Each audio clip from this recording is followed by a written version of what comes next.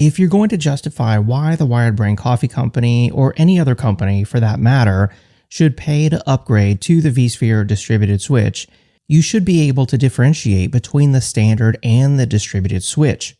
If we start off and compare the vSphere standard switch to the distributed switch, the first feature of the standard switch that you should know about is its per host configuration.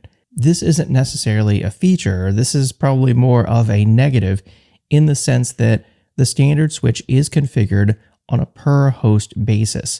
So for every host you have to configure the vSphere standard switch on each of those hosts. And if you make a mistake, you could end up with some downtime or availability issues, or a virtual machine not being able to vMotion from one host to another. So keep that in mind. The other feature here is that really it's available for all vSphere editions. It's simply built into vSphere, and it does offer VLAN support. Most enterprise networks use VLANs, and so it's great that the standard switch does support that. It also provides outbound traffic shaping.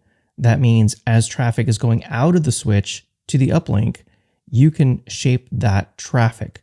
However, there's no other directional traffic shaping. No inbound traffic shaping is available on the standard switch. And that's kind of it for the standard switch. I think you'll find the list is much longer here for the distributed switch, starting off with the centralized configuration, meaning you can configure port group names, port configuration, and uplink configuration in one place without having to do it on every single host. But the downside to the distributed virtual switch is it's only available in vSphere Enterprise Plus. That means you have to go to a very high level of vSphere to obtain the functionality of the distributed virtual switch. It also provides not just VLAN support like the standard switch, but PVLAN support as well. It also has not just outbound, but also inbound traffic shaping. And then you have the VM port blocking capability should you need to shut off an individual port on the DV switch.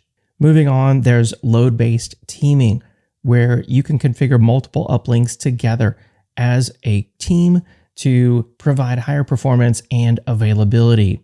There's network vMotion, as well as NetFlow support, port mirroring, LACP support, backup and restore of network configurations, and the programmatic interface via the API. So as you can see, there are a ton more features available from the vSphere distributed switch as compared to the short list that's available or included with the vSphere standard switch. So I hope that this comparison has been helpful. I hope this will help you to better understand how to differentiate between the standard and the distributed switch. So with that in mind, let's get started with some hands-on configuration of the vSphere distributed switch.